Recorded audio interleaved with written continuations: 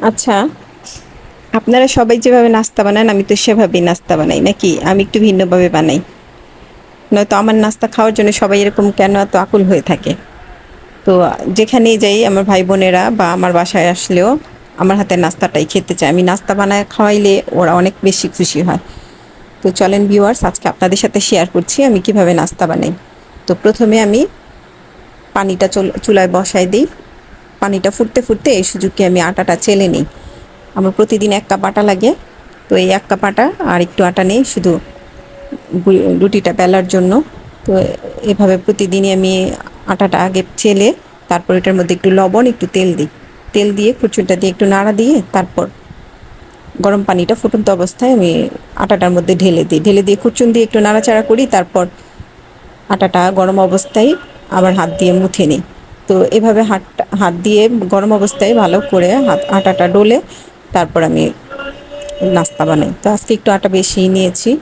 তো এমনি নর্মালি প্রতিদিন একটা রুটি 2টা পারাটা বা 2টা রুটি 2টা পারাটা এরকমই বানাই। আর আমার নাস্তা বানাতে 5 মিনিট সময় লাগে সর্বোচ্চ। সকালবেলা যদি গ্যাস থাকে তাহলে চুলায় আমার হাজব্যান্ড ওয়াশরুমে যে ফ্রেশ হয়ে আস্তে আস্তে আমার নাস্তা বানানো হয়ে যায়। ওই বলে তুমি কিভাবে এরকম 2 মিনিটে ম্যাগি রান্না কম্পিটিশন করো? আমি এত দ্রুত নাস্তা বানাই, তারপরও আমার হাতের নাস্তা নাকি অনেক টেস্টি হয়। আমি নাস্তা বানাইলে আগে তো আমার হাজব্যান্ড মানে নাস্তা খেতে বসলে কয়টা রুটি খাইছে ওর মনেই থাকতো না। এখন তারপরও কম খায়, এখন এত খেতে পারে না, একটা রুটি একটা পারাটাই খায়। তো এই প্রসেসে আমি নাস্তা বানাই। পারাটা বানানোর সময় অনেক সময় খুব কম 4 চোখা করে বানাই ভিতরে তেল দিয়ে, কিন্তু বেশিরভাগই এরকম রুটির মতোই গোল করে জাস্ট বেলে ভেজে ফেলি। কিন্তু তারপরেও আমার পারাটাগুলো অনেক খাস্তা হয়, টেস্টিও হয়, খাস্তাও হয়। তো এই প্রসেসেই আমি করি। তো কিভাবে আপনারা করেন আমি জানি না, কিন্তু আমার নাস্তাটা কেন এত টেস্টি হয়? সবাইকে আমাকে খাটানোর জন্য বলে যে আমার নাস্তা আলাদা একটু মজা হয়। মানে যদি ভালো কোনো রেস্টুরেন্টে থেকেও নাস্তা এনে দিবে কেউ মেহমান আসলে আমাদের বাসায়, আমার হাজব্যান্ড, তখন ওইটাও কেউ পছন্দ করে না। আমার ভাই বোনেরা আমার হাতের এই রুটি নাকি ওদের অনেক ভালো লাগে। পারাটা না বানায় বলে রুটি বানায় দিলেও ওরা খেতে পছন্দ করে। আর সত্যি আসলে অসাধারণ হয় নাস্তাটা, শক্ত হয় না। 3 দিন থাকলেও আমার হাতে রুটি পারাটা শক্ত হয় না।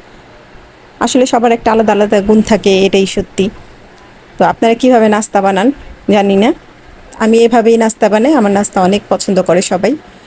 আর আমার ভাই বোন তো সেটা বলাই লাগবে না, আমার হাতে রুটি হলেই ওরা অনেক স্যাটিসফাই। আসতে বললে থাকতে বললে আগেই ভাইয়া বলে নাস্তা খাওয়াবি, এই কথাটা বলে। তো সবাই ভালো থাকবেন আর আমাদের জন্য দোয়া করবেন। এভাবেই আমি বানাই। আল্লাহ হাফিজ।